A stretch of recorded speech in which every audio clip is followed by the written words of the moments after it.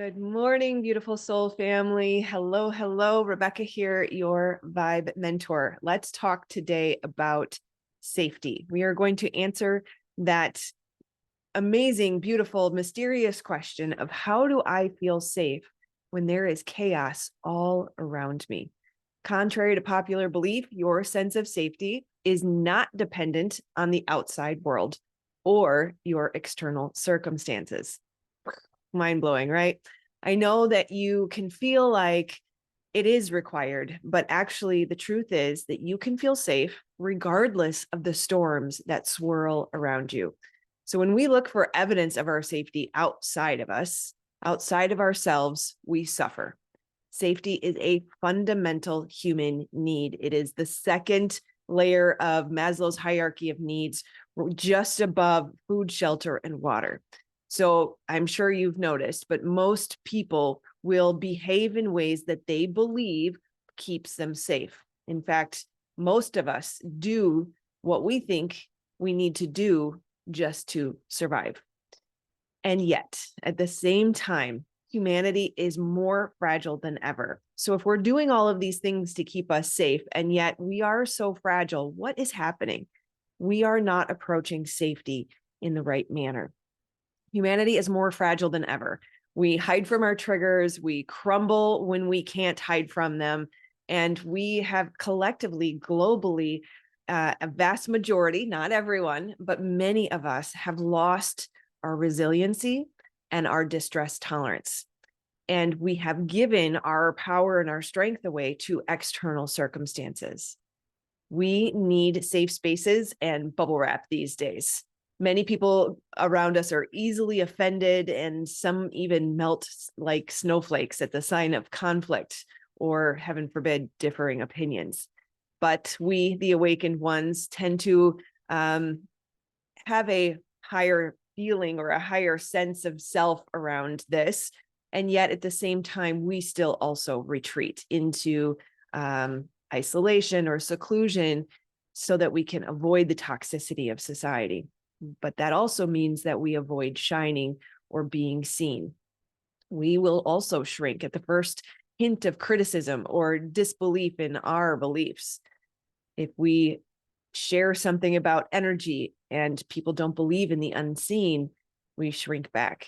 And that is what keeps us stuck in the hidden seeker phase. But living in a protective bubble of isolation isn't the answer. It just keeps us from doing what we came here to do. It keeps us from our dreams, our purpose, and even a life worth living. So what do we do about this, right? We have to understand it makes sense that we would believe that our safety is threatened by the external world or by social conditioning, because people taught us, believe it when you see it, right? Believe it when you see it, or the world is an ugly place, or people can't be trusted, right? It is true that the world looks like an ugly place right now, and corrupt people seem to be at the top of just about every food chain. So what do we believe? What we see must be true, right? The world must be unsafe, and surely I am unthreatened. Isn't that right? But no, it isn't true. The misalignment to truth is overwhelming us. And we end up questioning ourselves, wondering, how much more can I tolerate? Because when we are misaligned to truth, the body responds. I'm sure you've noticed when you feel truth, you know it in your body. When you feel or think something that's untrue, your body recoils. So how much of this can we tolerate? How much longer can we remain misaligned to the truth? Psychology explains it through the Diathesis Model. Our body is like a cup, and the stress and the trauma are the water in the cup. And when we become full, what happens? We spill over. And that means that we have reached a threshold. We have reached a breaking point. We can tolerate no more, right? That means we have become distress intolerant. And this will cause us to avoid social situations. We'll even avoid spending times with friends or loved ones who don't get it or don't make us feel safe. And when we are forced to face them, we become dysregulated, right? We might have an exaggerated response, or it might feel like an overreaction to some minor situation that typically wouldn't trigger us quite as extremely but it's because we are full. We are at capacity. We are distress intolerant. And that is what causes us to struggle to tolerate big emotions. It's what makes us feel exhausted and depleted. And it can even cause a system shutdown, right? It's fight, flight, fawn, and freeze. And those are sort of the shutdown phases. Some of us won't leave the house for days. I know I had a phase when I was in my teens where I just couldn't handle anymore. So maybe you don't leave the house for days, or maybe you even call into work and then end up sleeping all day just trying to recuperate. It can feel like battle fatigue. Maybe you just don't feel safe engaging with the world, so you retreat back into indefinite isolation under the guise of healing, right? This is especially problematic for those who came here to be a beacon of light. When we're here to help bridge the gap from the old world to the new world, it requires tolerance to stress. If you want to sleep all day, you won't be able to step into your purpose at the same time. You won't be able to start that healing center or guide the newly awakened on their journey like your heart's desire is calling you to. But you can't seem to get yourself to do the things you know you need to do to build the business because it requires being seen, and that doesn't feel safe. So you're not going to be able to post your wisdom or go live because you're distress intolerant. Your nervous system will freak out and you will feel that crippling fear. So how can we help human suffering if we are distress intolerant and hiding because we don't feel safe? And we know when we are unsafe because that's what the world tells us, right? It would appear that what we see around us is what makes us feel this way, doesn't it? Or does it? We have to look and really question this. Is it too much to handle? It sure seems like it is. Surely those bad people who said something horrible about me is causing my distress and uncomfort and unsafety, right? The good news is it's not true. You can feel safe no matter what is happening around you. And the truth is, the challenges will come. People will oppose your beliefs. Some will like you and some will not. And they won't like you because you disrupt the status quo, because you came here to show them a new and better way. But that's a video for another day. Disruptive energy is part of life. Life won't always be rainbows and sunshine, but the challenges do not have to threaten your safety. They don't have to keep us from living a life that we love. It doesn't have to rob you of your happiness. So consider for a moment, if a person tells you you have green hair and you know your hair is not green, you're not really going to be affected by that, right? You might even question, is this person sane? Are you okay? Can you see? I'm not sure. Are you all right? It won't really get to us.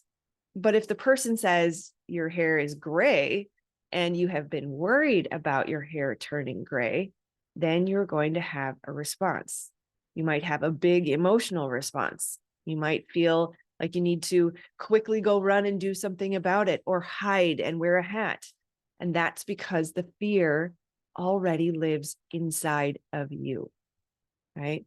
That prickly feeling that we experience isn't because of the other person. It's because of the trigger, the wounding, the worry, the fear, the belief that lives inside of you. It might be an unresourceful belief that you choose to cling to, or it might be a story that you're telling yourself. It's the meaning that you have assigned. The truth is that no one can make you feel bad about yourself. No one can force you to tell yourself stories. No one can assign meaning to something for you. And nobody can make you believe catastrophizing thoughts. Consider this for a minute. Nelson Mandela. He was unjustly imprisoned for 27 years. He had every right to feel unsafe. And at any point, he could have blamed those people who put him in prison. He could have easily broken down in the face of his injustice, but he maintained an internal locus of control. He cultivated resilience, and he didn't let his experience break him. And because of that, he went on to dismantle institutionalized racial segregation and discrimination in South Africa. He became president. right? So if he had allowed that to break him down, he would not have been able to do that. He actually is said to be have been very happy and of good spirits the majority of the time he was there. So how does this apply to us? How do we keep ourselves safe in the face of chaos? It starts with healing our wounds. It starts with removing that trauma up and out of the body, because a person with unhealed trauma struggles to regulate their nervous system. They feel destabilized by dysregulation. And that happens when we encounter challenging circumstances or people when we are holding on to unhealed trauma. So whether you identify as having trauma, doesn't matter. Conditioning, programming, beliefs, meaning making, storytelling, all of these things are interconnected. They live in our subconscious brain, hiding behind our blind spot, and activate our nervous system, making it nearly impossible for us to tolerate life if we don't keep it under control. Remove the traumas from the body, work with the limbic system, and reprogram our beliefs. So someone who has leveraged somatic healing therapies like trauma spotting doesn't experience life in this way. It's not so overwhelming. The body keeps the score, and our body and our nervous system, they have a capacity limit. They have a certain limit, a tipping point, right? And somatic healing therapy, along with self-love and self-care and learning how to empty out our cup, is what allows us to be tolerant of these challenging situations. We have to learn to cultivate emotional hygiene and empty our physical and emotional bodies so that we have more capacity to tolerate life's curveballs. There is a knowing that we are able to keep ourselves safe no matter what, inside. And when difficulty circumstances do arise, we tell ourselves resourceful stories about how we can handle it and that nothing can take us down unless we let it. We assign a resourceful and powerful meaning to the situation. And when we heal our trauma, we improve our ability to process emotions. We rewire our brain for resilience, and we reverse the changes in the brain that make us feel out of control. Trauma changes your brain. Trauma makes life difficult. There are areas of the brain that become overactive. There are areas of the brain that become underactive. And that's why it can feel like when you're triggered, you're seeing red. Instead of being hijacked by an activated nervous system, we can clearly see when we are triggered and why. And we even have gratitude and excitement for the gift of the trigger, because it shows us where the blocks are. My puppers wants to say hi. Okay, thank you for saying hi. All right. When we are calm and our nervous system is online and we are not hijacked, we can finally think clearly about the problems that we need to solve. We can even remember the words that we want to say when we are responding to someone who is crossing a boundary or we're feeling activated. Have you ever noticed that you lose your thoughts when you're activated? That's, again, a video for another day, but that is a trauma response, right? We know that life's challenges don't define us. And I should clarify that.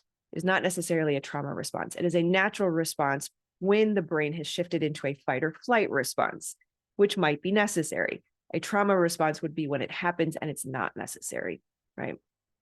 So we know that life circumstances don't define us, and that we are worthy and lovable no matter what when we are healed. And that is a key component, because it's those thoughts of what if, well, maybe I did do something wrong. Maybe I did say something wrong. Maybe I'm not lovable. Maybe I'm not worthy to be in this space. Maybe I'm not worthy to be a leader, to shine my light, to help lead people, right? Those are all unresourceful beliefs. And these don't exist when you heal your trauma. They don't creep in and cause an activation of the nervous system when you have to explain who you are, what you believe, and speak to someone who doesn't believe what you believe, right? We give ourselves grace to be human and permission to take up space when we are healed. Most importantly, when we are healed, we believe in a beautiful and bright future. We know that we are powerful and there isn't anything that is off limits to us. Infinite potential. We deserve the best that life has to offer, and we refuse to limit ourselves in any way. We let go of all hypervigilance and control, and we fully surrender and easily flow with the will of the divine. We flow with life, and we no longer fight against it. We regain our energy, and we know beyond a shadow of a doubt, I can face anything. There is nothing that can take me down. I am not alone, and the divine has got my back. When you're healed, the sense of safety that you have in your body, to me, if I have an analogy or what I could explain what it feels like, it's like having a steel core. Like my spine is made of steel. There is nothing that can cause me to bend or waver or shake. Certainly, I'll have a moment of activation, but it's not hours or days or weeks or months or years like it used to be, right? We bounce back very quickly. That's the resilience that we're looking for. We know that life is happening for me and not to me, and that nothing can take me down. Nothing can stop me. I own my power, and I refuse to give it to anyone or anything. Nothing outside of me matters because it's only an echo of the past. What we see right now is literally evidence of where we were in the past. It is not evidence of where I am now. We have to shift the way we see the physical realm and know that everything starts in the energy. I am the source of the energy. So if I am creating safety in my body right now, I am safe right now, regardless of the echo of the past outside of me. So let's recap these steps. I want to be very clear for you. I want to make sure that you can grasp what I'm saying here step by step. So let's get practical for a minute. Step one, right? Starts with knowing the power to keep yourself safe lies within you. Commit to somatic healing therapies like trauma spotting. EMDR and brain spotting are great, but trauma spotting takes it to the next level with the divine energy healing. Then you want to be able to look at your beliefs and notice that the scary things that you see outside of you are just exaggerated shadows of your fears, your beliefs, your meanings, and your stories that you cling to. Recognize how they limit you. See the walls that you have built around you, the prison that you have created. Choose to believe the opposite, more expansive belief that opens you up to the infinite possibilities. Find new perspectives. It's always available to you in any moment. Look at what meanings you have assigned to this situation. What does it mean about me? What does it mean about the world? What does it mean about my capacity to be safe? Challenge those meanings. If they are not resourceful and optimistic and positive and empowering, they are not true. And notice how your body shrinks in response to the misalignment to truth. Life is always happening for you and not to you. Call on the divine support and know that you are supported. Surrender, let go of control, and flow and trust God has got you. So when we heal our trauma and learn to regulate our nervous system, we build this resiliency and resourcing skills that keep us safe. That is the key. This is what maintains our sense of stability and protection. It doesn't matter what anybody says, doesn't matter what anybody does, it doesn't matter how they look at you. You can hold within you safety, regardless of what looks and thoughts and beliefs are being sent at you. I don't care how sensitive you are. And it's not that I don't care. I should say that differently. I do care how sensitive you are because I know I'm sensitive too. And it was hard for a long time, but you can get so strong that you can hold the energy and hold your safety all at the same time, and they cannot rock you, right? It comes from within. This is how we find peace and stillness and the confidence to know that we can face anything and we can do anything. Combine that with an intimate relationship with your creator, and you will be unstoppable, unshakable confidence, right? We don't have to struggle with this feeling of being unsafe in the world anymore. Learn to work with your body, heal your trauma, use somatic healing therapies so that you can reclaim a sense of safety and power that no one can take from you.